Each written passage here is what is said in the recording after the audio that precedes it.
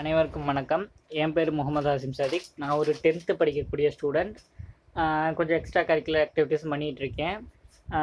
யோசி அண்ட் அதீனாங்கக்கூடிய ஒரு கம்பெனி வந்து 100 டேஸ் அண்டர் ப்ரோக்ராம்ஸ், அப்போ 100 டேஸ் அண்டர் புக் ரிவ்யூஸ், அப்புறம் 100 டேஸ் அண்டர் நெக்ஸ்ட் ஸ்டெப், இந்த மாதிரி நிறைய ப்ரோக்ராம் ஃப்ரீ ப்ரோக்ராம் நடத்திட்டு இருந்தாங்க. அதில் வந்து நான் வந்து ஆக்டிவாக இருந்தேன். அப்போ ஒரு நாள் வந்து பார்த்திங்கன்னா, நான் ஒரு ஃபீட்பேக் சொன்னேன். ஃபீட்பேக் சொல்லி முடிச்சுட்டு நான் அந்த ஃபீட்பேக் முடிச்சிட்டேன். சார் அதுக்கப்புறம் எனக்கு ஃபோன் பண்ணார். ஃபோன் பண்ணி அவர் வந்து என்கிட்ட கொஞ்சம் நேரம் பேசினார். அவர் பேசினதே எனக்கு பெரிய இம்பேக்டை க்ரியேட் பண்ணுச்சு. அந்த இம்பேக்டை நான் ஒரு மினி ஃபீட்பேக்காக, அவர் அவ்வளோ நேரம் என்கிட்ட பேசினதை ஒரு மினி ஃபீட்பேக்காக நான் உங்கள்கிட்ட சொல்கிறேன். அது உங்களுக்கு வந்து நல்ல ஒரு டேக்அவேவாக இருக்குன்னு நினைக்கிறேன். அவர் ஃபஸ்ட்டு என்கிட்ட பேசினோடனே, நீ என்னப்பா பண்ணுற அப்படின்னு எனக்கு கொஞ்சம் விசாரிச்சார். நான் வந்து 10th படிக்கிறேன் சார், கொஞ்சம் எக்ஸ்ட்ரா கரிக்குலர் ஆக்டிவிட்டீஸும் பண்ணிகிட்ருக்கேன் அப்படின்னு சொன்னேன். சரி, நான் உங்ககிட்ட ஒரு சில விஷயம் பேசலாமான்னாரு. பேசலாம் சார், சொல்லுங்கள் சார் அப்படின்னு. உடனே அவர் கேட்டார், என்கிட்ட ஒரு கேள்வி கேட்டார். அதாவது, உங்ககிட்ட நான் 2 ரூமோட சாவி தரேன். இப்போ ஒரு ரூமில் வந்து right side room, left side room. அந்த ரைட் சைடு ரூமில் இருக்கவன் எல்லாம் நல்லவன், எல்லாமே நல்லது செய்யணும்னு நினைக்கிறவன், அடுத்தவங்களுக்கு உதவி செய்யணுங்கிற மனப்பான்மை அதிகம் உள்ளவன், ஒரு சில விஷயத்த சொன்னால் கற்பூரை பற்றி பிடிச்சிப்பான். இன்னொரு சைடு இருக்க லெஃப்ட் சைடு ரூமில் இருக்கவன் அவனுக்கு அப்படியே நேர் ஆப்போசிட். அவன் எப்படின்னா, நீ சொல்கிறத புரிஞ்சுக்க மாட்டான், அவனுக்கு எந்த சுய புத்தியும் கிடையாது, சொல் புத்தியும் கிடையாது, அவன் ஒரு வேஸ்ட்டு. அப்படிப்பட்டவன். அது மட்டும் இல்லாமல் அவனுக்கு வந்து பேட் ஹேபிட்ஸ் நிறையா இருக்குது. இப்படிப்பட்ட 2 ரூம் இருக்குது. உங்ககிட்ட சாவியை கொடுத்து இவங்களை மேன்மேலும் வளர்த்தி இவங்களை நல்ல வழிக்கு கொண்டு வரணும் அப்படின்னு நான் கொடுத்தேன்னா, நீ எந்த ரூமை தகுந்து எந்த ரூம்குள்ளே போவேன்னு கேட்டார்.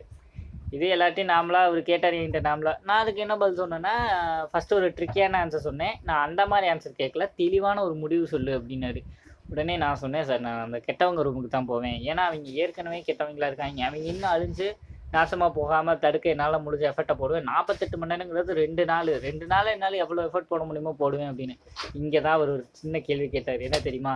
சரி, நீ அப்படி கெட்டவங்களுக்கே போய் நல்லதே கெட்டவங்களெல்லாம் திருத்துறேன், எத்தனை பேர்த்த திருத்திருப்பேன் அப்படின்னு கேட்டார். அதுக்கு நான் வந்து ஒரு 30 பேர்த்த என்னால் திருத்திட முடியும் சார், அந்த கான்ஃபிடென்ட் எனக்கு இருக்குது. 48 மணி நேரம் 30 பேர் அப்படின்னு. அப்போ மிச்சம் இருக்கக்கூடிய 70 பேர் என்ன பண்ணுவாங்க அப்படின்னோடனே, அவங்கள என்னால் திருத்த முடியாது சார். உடனே என்கிட்ட ஒரு கேள்வி, அவர் திருப்பி ஒரு கேள்வி கேட்டார். ஏன் ஒரு நல்லா இல்லாத 30 ஸ்டூடெண்ட்ஸை நீ போய் திருத்துற, ஆனால் நல்லா இருக்கக்கூடிய, நல்லா அவங்களோட திறன் இருக்கக்கூடிய அந்த 100 பேர்த்த நீ விட்டுட்டியே அப்படின்னு கேட்டார்.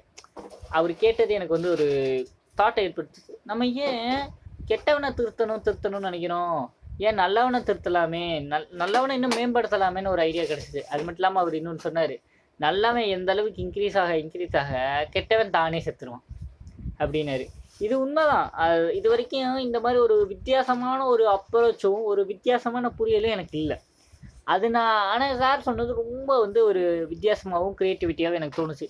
ஏன் நம்ம எல்லாம் ஒரு இந்த விஷயத்தை யோசிச்சு பார்க்கணும். நல்லவனை இன்னும் மேம்படுத்துறதுனால கெட்டவன் அழியணும். அப்போ நம்ம ஏன் அதை ஒரு விஷயமா இது பண்ணி அதை ஒரு டேக்அவேவாக எடுத்துகிட்டு போனோம்னா லைஃப்பில் எவ்வளோ விஷயத்தை அடையலாம். இன்னும் சார் நிறைய சொன்னார், சொல்லிக்கிட்டே போகலாம், அந்தளவுக்கு சொன்னார். பட் ஆனால் நான் எடுத்த பெஸ்ட்டு டேக்அவேவாக இதை எடுத்துக்கிறேன். தேங்க்யூ.